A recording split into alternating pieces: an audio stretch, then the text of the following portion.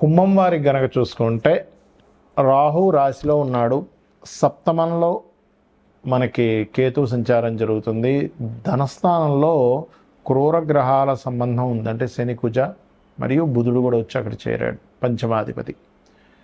మరియు అదేవిధంగా రవి శుక్రుడు 3లోని, ఆ శుక్రుడు 19వ తేదీ నుంచి 4లోకి వెళ్ళడం, పంచమంలో గురువు, సప్తమంలో కేతువు, 2వ స్థానం నుంచి 8వ స్థానం వరకు చంద్రుడి యొక్క సంచారం జరుగుతుంది. మరి ఈ యొక్క గ్రహస్థితిని అనుసరించి మీకు ఎలా ఉండబోతుంది, ఏ దేవతారాధన చేసుకోవాలి అనేటువంటి అంశాలు చెప్తుంది నేనైనప్పటికీ చెప్పిస్తుంది సాక్షాత్ లలిత అమ్మవారిగా భావిస్తూ, ఆ లలితాంబిక అమ్మవారి యొక్క అనుగ్రహం మీకు పరిపూర్ణంగా కలగాలని మనస్ఫూర్తిగా కోరుకుంటూ, ఇక్కడ గమనించినట్లయితే ఈ ధనభావంలో అంటే లగ్నంలో రాహు ఉన్నందుకు కొంత ఆన్లైన్ సంబంధించిన నేర్చుకోవడానికి కొంచెం గతంతో పోల్చుకుంటే కొంత చాలా మటుకు ప్రశాంతత అనేటువంటిది లభిస్తుంది. కానీ ధనభావంలో ఎప్పుడైతే శని కుజులు ఉన్నారో, అక్కడికి వచ్చి బుధుడు కూడా చేరాడో, ఇది ఇచ్చేటువంటి ఫలితం ఏమిటంటే ధన విషయంలో, కుటుంబ వ్యవహారాల విషయంలో, వ్యాపార సంబంధించిన విషయాల్లో, షేర్ మార్కెట్ విషయాల్లో చాలా జాగ్రత్తగా ఉండాలి. కొంతమంది ప్రభుత్వ ఉద్యోగస్తులు, డాక్టర్లు, ఫ్యాషన్ రంగాల్లో ఉండేటువంటి వారు పరిచయాలు అవుతాయి. 19వ తేదీ నుంచి మీరు ఏదైనా గృహం కానీ వాహనం కానీ తీసుకోవడానికి చాలా అనుకూలంగా ఉంది. 19వ తేదీ నుంచి ఒక 25 రోజుల పాటు కాస్త సంతానం కోసం చేసే ప్రయత్నాలు ఫలిస్తాయి, కానీ చిన్న చిన్న మిస్క్యారేజ్ కూడా చూపిస్తున్నాయి.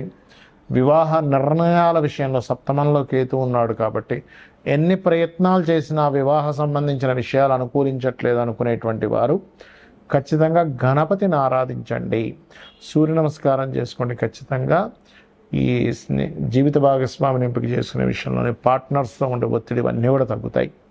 ఇక మీకు ప్రధానంగా ఈ ఉద్యోగ సంబంధించిన విషయంలో దశమాధిపతి కుజుడు శనితో ఉన్నాడు కాబట్టి కొంచెం ప్రయత్నం ఎక్కువగా చేయాలి ఉద్యోగం విషయంలో.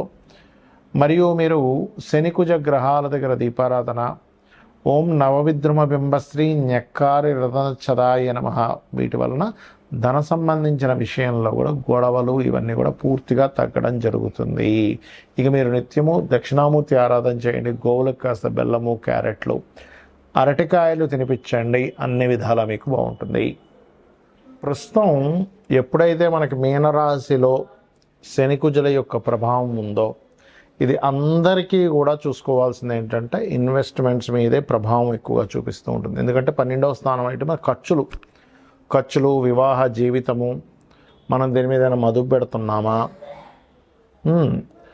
అదేవిధంగా మనకి ఈ హాస్పిటలైజేషన్స్, మీరు చూడండి ఇప్పుడుండే కండిషన్ ఏదైతే ఉందో కొంచెం ఈ బ్రెయిన్ మీద వీటి మీద ఎక్కువ ప్రభావం చూపిస్తుంటుంది. ఉద్యోగాల మీద మనకి మొన్న చూశారుగా ఒరాకిల్లో 30,000 ఉద్యోగాలు పోయి. కారణం ఏంటంటే శని 2 పాపగ్రహాలతో కలిసి ఉండడం వల్ల.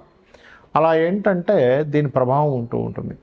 కాబట్టి నేను అందరికీ చెప్పేది ఏంటంటే మీ యొక్క స్కిల్స్ ఏమిటి, మీ పర్సనల్ చార్ట్లో కేవలం జాబ్ ఒకటే కాకుండా మీరు ఓన్గా ఏమి చేసుకోగలరు, సొంతంగా మీరు ఏం చేసుకోగలరు. ఎందుకంటే ఇందులో ఒక 100% దీంట్లో 30% ప్రజలకి ఓన్లీ కేవలం జాబ్ యోగాలే ఉంటాయి. అంటే ఇంక వాళ్ళు జాబ్ తప్పితే ఇంకోటి చేయలేను, నాకు వద్దు, నేను ధైర్యం చేయలేను, నాకు ఏదో చిన్న జాబ్ అయినా పెద్ద జాబ్ అయినా చేసుకుంటా అంటారు. కానీ ఇంకొక 30% వాళ్ళకి కంప్లీట్గా ఉద్యోగం కాకుండా వ్యాపారం చేసే యోగాలు ఉంటాయి. ఇంకా వాళ్ళకి మనం ఎంత చెప్పినా కూడా వ్యాపారమే చేస్తానంటారు. వ్యాపారంలో ఒడిదుడుకులు వచ్చినా తట్టుకుంటారు, ఏదైనా సరే వ్యాపారంలో ఉంటారు. ఇన్ని నష్టాలు వస్తున్నా అమ్మేసుకొనైనా కూడా. ఇంకొక 30-35% పీపుల్, పర్టికులర్గా 30-40% ఆఫ్ పీపుల్కి ఒకవైపు ఉద్యోగము, ఒకవైపు వ్యాపారము ఉంటుంది. అందులో కొంతమంది ధైర్యం చేసి వ్యాపారం చేస్తూ ఉంటారు, కొంతమంది ఏమో మనసులో ఉంది కానండి నాకు చేయాలని లేదని చెప్తూ ఉంటారు, చేయలేకపోతున్నాను, ధైర్యం చేయలేకపోతున్నా అంటారు. కానీ ఇప్పుడు మనకున్నటువంటి గ్రహస్థితులు ఏం చెప్తున్నాయంటే 4 ఏళ్ల క్రితం కూడా నేను మీకు నా వీడియోలు చూడండి తెలుస్తుంది. శని కుంభంలో ఉన్నప్పుడే చెప్పాను 4 ఏళ్ల క్రితం.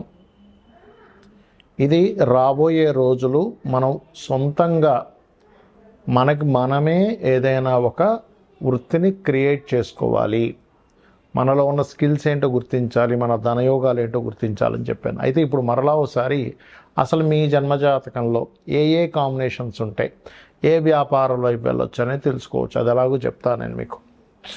అది ఎలా అంటే, ముందుగా మీకు బుధగ్రహం బాగుండాలి వ్యాపారంలోకి వెళ్ళాలంటే. బుధగ్రహం పాడైతే అంచనాలు, లెక్కలు వేయడము, ఒక వ్యాపారంలో దాన్ని ఎలా చేయాలనేటువంటిది ఎప్పటికప్పుడు దాన్ని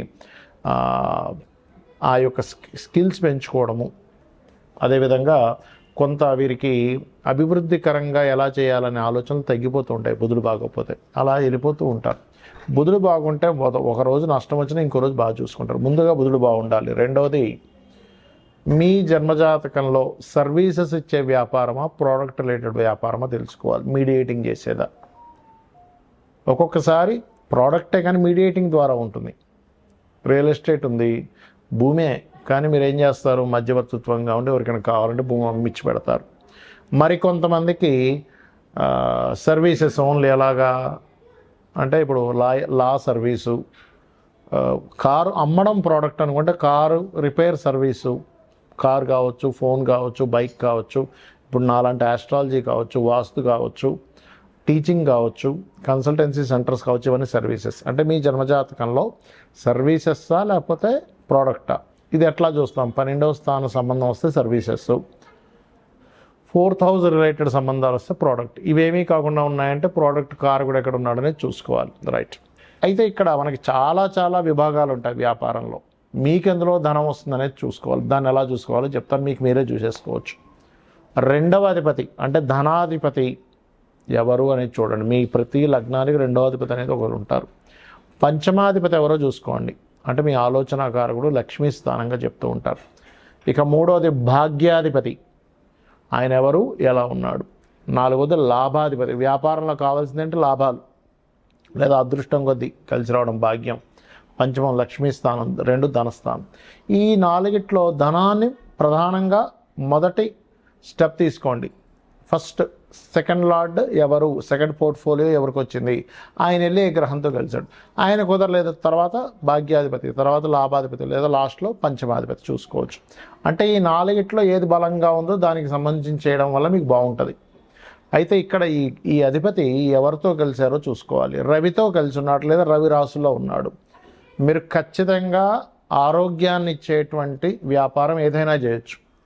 అంటే ఏముంటాయి ఆరోగ్యాన్ని ఇచ్చేది, హాస్పిటల్స్ పెట్టుకుంటారా, మెడికల్ షాప్ పెట్టుకుంటారా, జిమ్ములు పెట్టుకుంటారా, న్యూట్రిషన్ అవుతారా, ఆర్ఎంపీ డాక్టర్ అవుతారా, ఆయుర్వేదంలోకి వెళ్తారా, హోమియోపతిలోకి వెళ్తారా, లేకపోతే యోగా థెరపీస్ లాంటివి నేర్పిస్తారా. అంటే మీరు చేసేటువంటి వృత్తి ఏదైతే ఉంటుందో ఖచ్చితంగా ఆరోగ్యానికి సంబంధించింది ఉంటుంది. ఫుడ్ పెట్టుకున్న ఆరోగ్యానికి సంబంధించిన ఫుడ్, హెల్తీ ఫుడ్.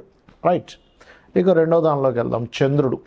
చంద్రుడు అంటే కంప్లీట్గా ఫుడ్డేనండి. ఫుడ్డు, ట్రాన్స్పోర్టేషను, లిక్విడ్ రిలేటెడ్ అంటే వాటర్ కావచ్చు, జ్యూసెస్ కావచ్చు, లేకపోతే వస్త్రాలు కూడా చంద్రుడిలోకి వస్తాయి. కాకపోతే లగ్జరీ వస్త్రాలంటే చంద్రుడు, శుక్రుడు వస్తాడు.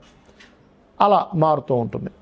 ఇక మానసిక రోగులు ఉంటారు కొంతమందికి, చిన్నపిల్లల డాక్టర్లు, అదేవిధంగా మెడిటేషన్స్ నేర్పించడము, మానసిక శాస్త్రవేత్తలు అవ్వడము, ప్రయాణాల ద్వారా, టూరిజమ్స్ ద్వారా.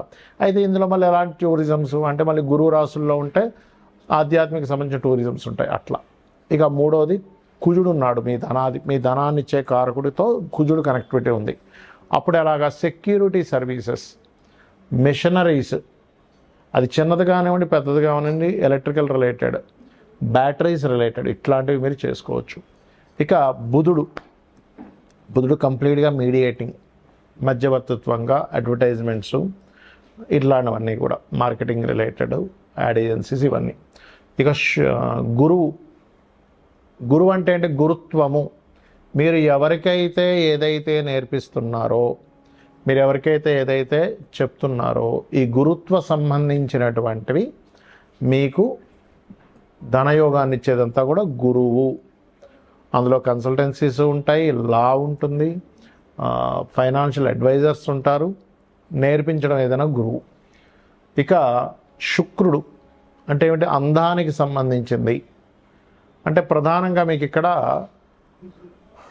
బ్యూటీ రిలేటెడ్, క్రియేటివ్ రిలేటెడ్, ఇవన్నీ కూడా శుక్రగ్రహము. ఇక శని జాబ్ కన్సల్టెన్సీస్, ఆయిల్, ఐరన్ బిజినెస్లు, లేబర్ని సప్లై చేయడము, జాబ్ కన్సల్టెన్సీస్, ఇవన్నీ.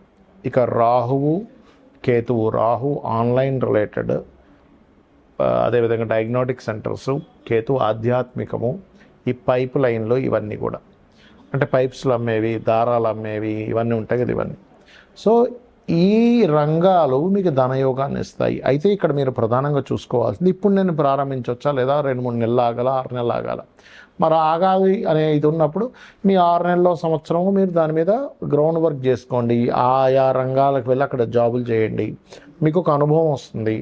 తద్వారా మీరు వెళ్ళొచ్చు. ఎందుకంటే రాబోయే ప్రపంచం అంతా కూడా ఈ జాబుల మీద పెద్దగా ఆశలు పెట్టుకోకండి దయచేసి. సొంతంగా మనం ఏం చేసుకోగలము, ఇదే రాబోతుంది. ఇంకో సంవత్సరం దాటితే ఇంకా ఘోరంగా ఉంటుంది. కాబట్టి ఇది చేసుకొని మీరు బాగుపడతారనే ఉద్దేశంతో చెప్తున్నాను. శ్రీమాత్రే నమః.